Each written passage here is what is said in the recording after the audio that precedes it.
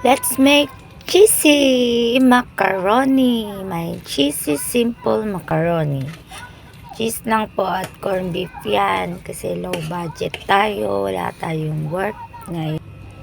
Cheese lover po kasi ako. Kaya kahit walang hotdog, kahit walang mushroom, okay ako dyan. Basta may cheese. Kasing cheesy ng mga banat ni daddy noon. Charot. Kumaganern. Yan, narinig mo ng totokong tawa. Normal lang po yan. Yan, malapit na lumambot yung ating macaroni pasta. Kanina po ang tigas niyan eh. Kating-tigas ng puso niya noong charot ulit. Wow! Yan, i-mix na po natin. Dahan-dahan lang ang paglagay kasi feeling ko kulang yung sauce. 2 balot po kasi yung niluto ko na pasta. First time ko lang po mag voice over kasi wala na po akong maisip na music at baka maka-copyright na naman, kaya ingat-ingat na po.